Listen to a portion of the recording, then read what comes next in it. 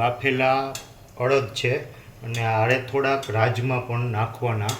બફાઈ જાય પછી આ રીતે થોડુંક મિશ્ર કરી લેવું.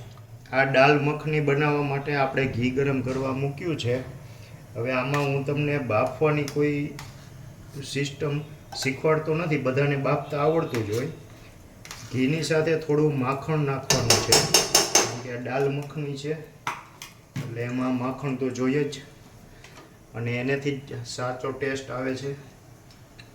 ગરમ થઈ જાય અને દાલ મખનીમાં બીજા કોઈ મસાલા પણ આવતા નથી હોતા, એટલે આપણે માત્ર જીરું જ નાખશું. રાઈ નાખવાની જરૂર નથી અને હિંગ પણ ન નાખો તો સારું. બરાબર છે. માખણ અને તેલ ગરમ થઈ જાય તો એમાં જીરું નાખવાનું છે ખાલી અત્યારે. બીજું બધું હું તમને આગળ કહેતો જઈશ. પછી એમાં આદુની પેસ્ટ નાખવાની છે.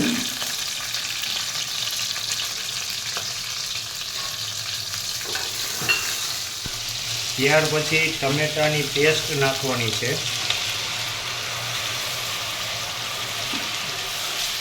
અને વ્યવસ્થિત રીતે એને પાકવા દેવાની છે. ટમેટા પાકી રહ્યા છે અત્યારે. ટમેટાની ગ્રેવી એકદમ વ્યવસ્થિત રીતે ચડી જાય ત્યાર પછી આપણે એમાં ચટણી, હળદર, મીઠું નાખશું. ત્યાર પછી આપણે અડદ બાફ્યા છે એ નાખશું. હવે આ ટમેટા વ્યવસ્થિત રીતે પાકી ગયા છે. હવે એમાં આપણે થોડી હળદર નાખશું, 1 ચમચી, નાની ચમચી છે. અને ચટણી તીખાશ બહુ કરવાની નથી એટલે ઓછી નાખવી. તમે કાશ્મીરી લાલ મરચું વાપરી શકો છો અને ટેસ્ટ મુજબ સ્વાદ અનુસાર મીઠું.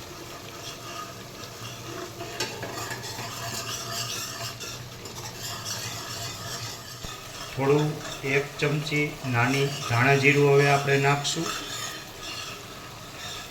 તમે જીરું અને ધાણાનો અલગ પાવડર હોય તો એ પણ નાખી શકો છો.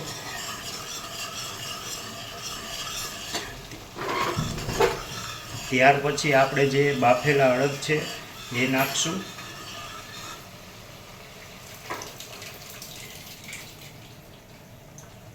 અડદ આખા છે.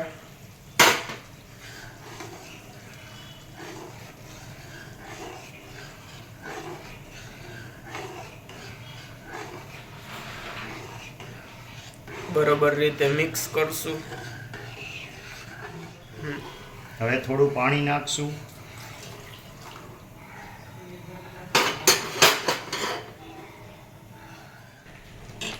અને થોડું આવી રીતે વ્યવસ્થિત હલાવતા રહેવાનું છે. હવે પાકવા જ આવ્યું છે. પાકી જાય પછી આપણે એમાં માખણ અને ક્રીમ નાખશું અને છેલ્લે પછી ધાણા ભાજી નાખશું ટેસ્ટ માટે. હવે આમાં આપણે માખણ નાખશું.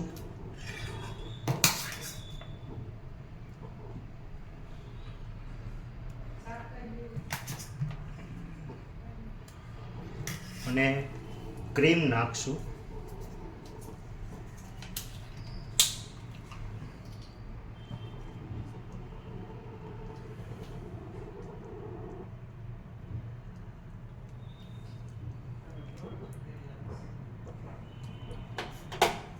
આપણી દાલ મખની તૈયાર છે.